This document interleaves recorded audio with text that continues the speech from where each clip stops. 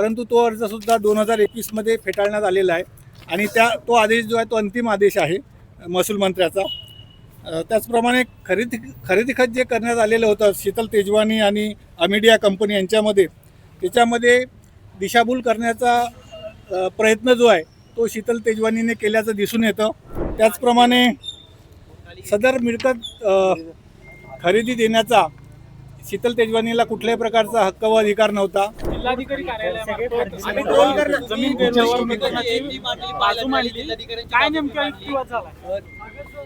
यामध्ये ही मिळकत जी आहे ती 1955 पासून शासनाच्या ताब्यात आहे। आधी जे ते महार वतन होतं, त्यानंतर 1955ला ते महार वतन जे ते खालसा करून ती जमीन मिळकत जी आहे ती शासनाच्या ताब्यात आली आहे। त्यानंतर 1959 साली सदर जमीन जी आहे ती बॉटनिकल सर्वे ऑफ इंडियाला नाममात्र भाड्याने दिली आणि ते वेळोवेळी तो भाडेपट्टा जो आहे तो वाढवण्यात आलेला आहे। 2038 पर्यंत तो भाडेपट्टा जो आहे तो अस्तित्वात राहणार आहे। त्याचप्रमाणे एकूण जर बघितलं तर सर्व रेव्हेन्यू रेकॉर्डला शासनाचंच नाव जे आहे ते मालक सदरी दिसून येतं। त्याचप्रमाणे यातील वतनदार जे आहेत महार वतनदार, त्यांनी ही जमीन रिग्रांट करण्यासाठी 2011मध्ये तेव्हाचे जे महसूल मंत्री आहेत त्यांच्याकडे अर्ज केला होता। सदरचा अर्ज जो आहे तो 6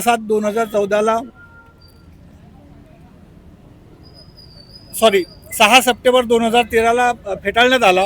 त्यानंतर त्या आदेशाच्या विरुद्ध जे वतनदार होते त्यांच्या वतीने शीतल तेजवानी यांनी मुंबई हायकोर्टामध्ये अपील दाखल केलं होतं। ते अपील 14/7/2014 रोजी फेटाळण्यात आलं। त्यानंतर पुन्हा 2021मध्ये ह्या शीतल तेजवानीने बाकीचे वतनदार जे आहेत त्यांच्या वतीने पुन्हा अर्ज केला होता रिग्रांटसाठी, परंतु तो अर्जसुद्धा 2021मध्ये फेटाळण्यात आलेला आहे आणि तो आदेश जो आहे तो अंतिम आदेश आहे महसूल मंत्र्याचा। त्याचप्रमाणे खरेदी खत जे करण्यात आलेलं होतं शीतल तेजवानी आणि अमिडिया कंपनी यांच्यामध्ये, त्याच्यामध्ये दिशाभूल करण्याचा प्रयत्न जो आहे तो शीतल तेजवानीने केल्याचं दिसून येतं। मालक सदरी जे आहेत त्यांनी त्यांचं नाव टाकलेलं होतं वतनदारांच्या वतीने। त्याचप्रमाणे सदर मिळकत खरेदी देण्याचा शीतल तेजवानीला कुठल्याही प्रकारचा हक्क व अधिकार नव्हता। ती प्रॉपर्टी जी आहे ती शासनाचीच आहे। त्याचप्रमाणे यातील जे दुसरे सरकारी अधिकारी आहेत येवले आणि दुसरे एक सब रजिस्ट्रार, त्यांना पण शासनाने निलंबित केलेलं आहे।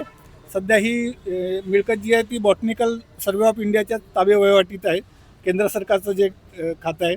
त्याचप्रमाणे ही प्रॉपर्टी जी आहे 1955 पासून आतापर्यंत शासनाच्याच ताब्यात आहे, आरोपींच्या ताब्यात ती कधीही नव्हती। त्यामुळे त्यांनी जे खरेदी खत केलेलं आहे ते बिनताब्याचं खरेदी खत आहे असं आमचं कंटेन्शन होतं। त्याचप्रमाणे सदरची मिळकत जी आहे ती 1200 कोटीपेक्षा जास्त किमतीची आहे, पण हे जे आरोपी आहे त्यांनी ती प्रॉपर्टी 300 कोटी असल्याचं खोटेपणा नमूद केलं, ते कोर्टाच्या निदर्शनास आम्ही आणून दिलेलं आहे। त्याचप्रमाणे 2018ला जो बंद झालेला 7/12 आहे तो त्या खरेदी खताला लावून त्यांनी ते बिन ताब्याचं खरेदी खत जे आहे ते अस्तित्वात आणल्याचं दिसून येतं। कोर्टाने संपूर्ण बाजू ऐकून घेतली, आता आदेशासाठी प्रलंबित आहे। मी महाराष्ट्र शासनाच्या वतीने जिल्हाधिकारी यांच्या वतीने जिल्हा सरकारी वकील म्हणून बाजू मांडलेली आहे कोर्टात। सर, साधारण किती आरोपी आहेत आणि आरोपींची नावं काय? मुख्य आरोपी आणि सर समोर आरोपी जे आहेत ते साधारण 8 आरोपी आहेत सध्या तरी निष्पन्न झालेले। सर, यामध्ये जे पाटील जे आहेत त्यांची काय चौकशी झाली किंवा काय अपेक्षित आहे पुढच्या कालावधीमध्ये पुणे पोलिसांकडे तुम्हाला? नाही, बेसिकली आम्ही जे ते कलेक्टर पुणेच्या वतीनेच मी बाजू मांडलेली आहे।